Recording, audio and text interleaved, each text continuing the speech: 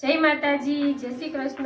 केम छो बधा YouTube family मित्रों? मजामां ने मजामां जशो तो हूँ मारी चेनल लईने आवी छुं सोरठनी अन्नपूर्णा किचन, जेमां तमारुं हार्दिक स्वागत छे। तो आज हूँ तमने एवी रेसिपी बताववानी छुं, सफेद तलनो मुखवास आपणे कई रीते बनावવો छे। तो चालो आपणे सौप्रथम पहेला मुखवासनी रेसिपी जोई लईए।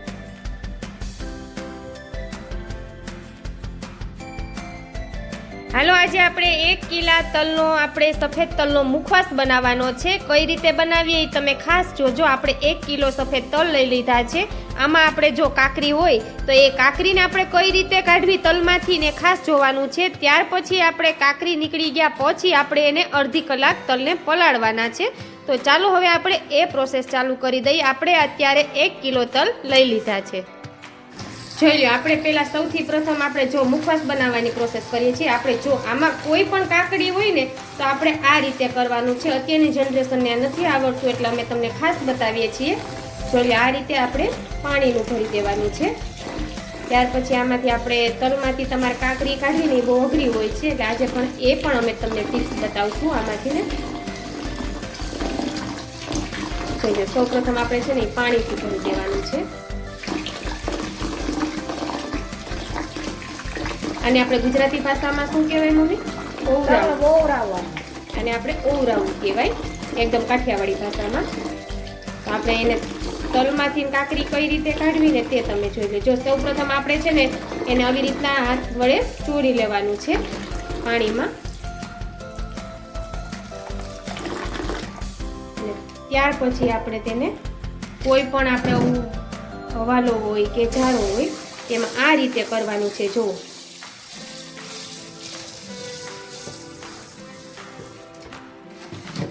જો નીચે નીકળે છે ધૂળ, આ રીતે તેમાં નીચેથી પાછું આ રીતે આપણે એને પાણીથી ભરવાનું છે। હાથ વડે આપણે ચોરી લેવાના છે એટલે કોઈ પણ તલમાં આપણે ધૂળ ને પણ ચોટ્યું હોય તે પણ નીકળી જાય છે અને કાકડી પણ નીકળી જાય છે।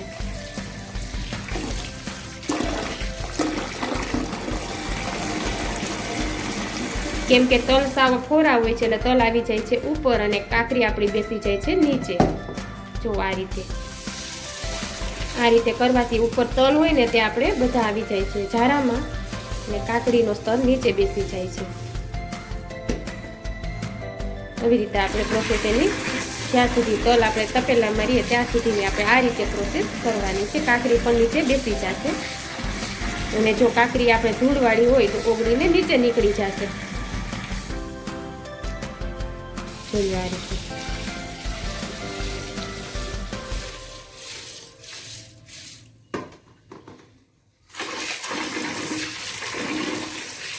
રીતે આપણે પહેલા તલની બધી પ્રોસેસ કરી લઈએ।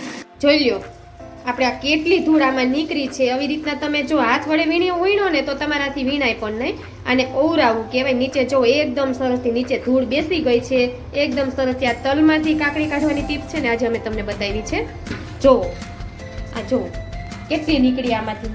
આ રીતે કરશો ને તો તમારા તલ સરસથી ધોવાઈ પણ જશે અને સરસ એમાં કાકડી પણ નીકળી જશે। હવે આપણે આને છે ને એ અડધી કલાક પલળવા દેવાના છે।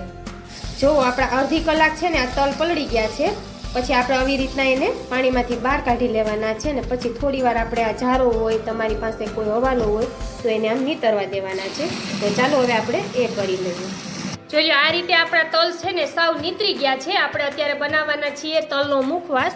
તો આ રીતે આપણે ખરહટ આપણે કોઈ પણ કોથરો હોય કે ખરહટ કપડું હોય ને તેમાં આ રીતે આપણે તલને એકદમ સરસથી ચોળી લેવાના છે। કેમ કે આપણે અડધી પોણી કલાક તલને આપણે પલળવા દીધા છે એટલે એની ફોતળી જો એકદમ સરસથી આવી રીતે ઉખડી જશે। જોઈ લો, આ રીતે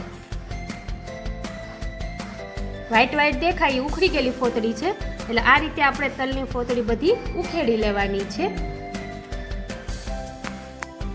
જોઈ લો, આ રીતે આપણે સરસથી તલની છાલ ઉખેડવાની છે। આપણે ઉખડતી જાય એમ આ રીતે આપણે એક કપડામાં સરસથી સૂકવતા જઈએ છીએ એટલે આપણા ભીના તલ થોડા સુકાઈ જાય।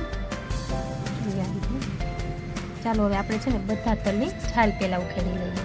જોઈ લો, આપણે આ સરસથી તલની છાલ ઉખેડી ગઈ છે। આ રીતે જોઈ લો, આપણે એકદમ છાલ ઉખડી ગઈ છે આની। અને આને થોડી વાર આપણે એટલે કે કલાક અડધી કલાક આવી રીતે આપણે પોળા રહેવા દઈશું સરસથી। ત્યાર પછી આપણે શેકવાની પ્રોસેસ ચાલુ કરી દઈશું। જોઈ લો આપણા તલ છે ને આ રીતે સરસથી હવે સુકાઈ ગયા છે. તો આપણે એને છે ને હવે શેકવાની પ્રોસેસ ચાલુ કરવાની છે. તો હવે શેકશું તેમાં આપણે નિમક અને હળદર ઉમેરશું. તો ચાલો હવે આપણે શેકી લઈએ. જોઈ લો હવે આપણે કડાઈ લઈ લીધી છે. આપણે જે તલને છાલ ઉખેડીને રાખ્યા છે ને તેને આ રીતે આપણે કડાઈ ગરમ થઈ ગયા ને ત્યાર પછી આપણે જો તેમાં તલ ઉમેર્યા, ત્યાર પછી આપણે તેમાં નિમક ઉમેર્યું છે અને ત્યાર પછી તેમાં આપણે હળદર ઉમેરવાની છે ને આ રીતે આપણે પછી એને શેકવાના છે. જો પહેલાં આપણે સૌપ્રથમ કડાઈને ગરમ થવા દેવાની છે.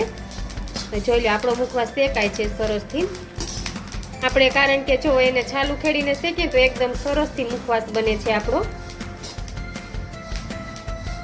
જો આ રીતે પછી આપણે એને શેકવાનો છે. આપણે હળદરનો ઉપયોગ કરીએ છીએ કેમ કે હળદર આપણા હેલ્થ માટે બહુ સારી છે તે માટે. અને પછી જો તમે આ તલનો મુખવાસ બનાવ્યો હોય એમાં તમે કોઈ પણ વસ્તુ ઉમેરી શકો છો. અજમા છે, પછી અળસી છે, ધાણાદાળ છે, વરિયાળી છે, કોઈ પણ વસ્તુ તમે આ તલના મુખવાસમાં એડ કરી શકો છો. આ રીતે આપણે તલનો મુખવાસ સરસથી પહેલાં આપણે એને ઉવરાવી નાખ્યા છે, ત્યાર પછી આપણે એને પલાળી દીધા છે, ત્યાર પછી આપણે એને છાલ ઉખેડી લીધી છે અને ત્યાર પછી આપણે અડધી કલાક પછી એને સુકાવા દઈને આપણે એને આ રીતે શેકીએ છીએ મુખવાસને.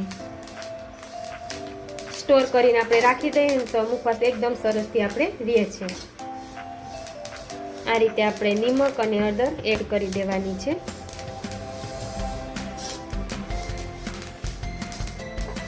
આ રીતે પછી આપણે શેકવાનો છે.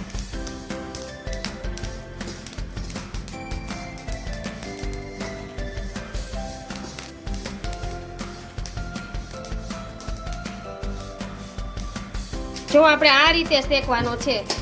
આ રીતે આપણા તલ બધા એકદમ ફૂટી જાય ને ત્યાં સુધી આપણે આને શેકવાનો છે.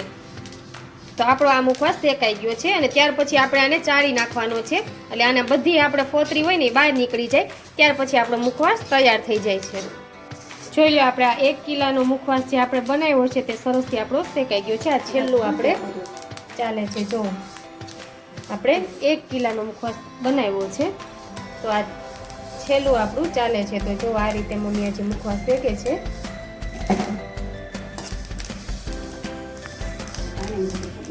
આ બધા તલ છે ને ફૂટી જાય. આપણે કેમ મકાઈની ધાણી ફોડતા હોય ને ફૂટે એ રીતે આપણા તલ સરસથી ફૂટી જાય છે બધા. એટલે શેકાઈ જાય છે તેલ.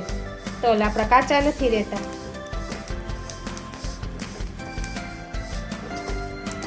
તો આ રીતે આપણા બધા તલ ફૂટે છે. જો થોડા આપણે લાયખા હોય ને એવું લાગે ને તો જો આ ફૂટે એટલે આપણે ડબલ હોય એવું લાગે. જો વધી જાય છે આપણા તલ કેમ કે એકદમ ફૂલેલો તલ થઈ જાય ને તે માટે. આ રીતે આપણા તલને ફૂલવા દેવા પડે છે, હલાવ્યા રાખવું પડે છે જેથી આપણા તલ નીચે બળી ના જાય તે માટે.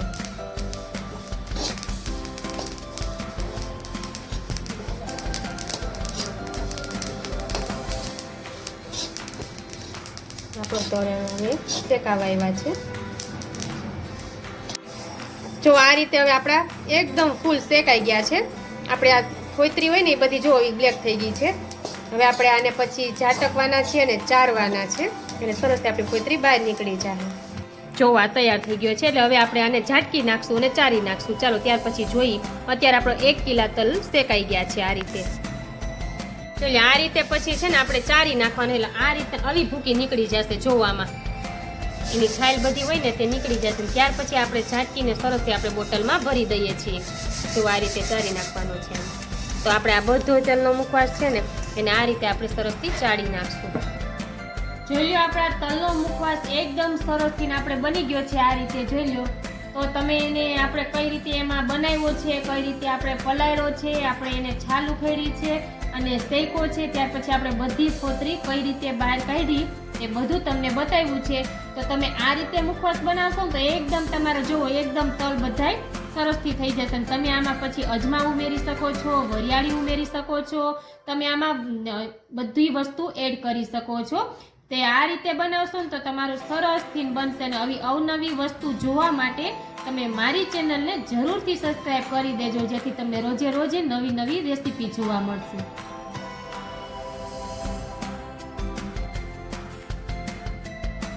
તો તમે જોઈ લીધી ને આપણે મુખવાસની રેસીપી કઈ રીતે બનાવી છે તે.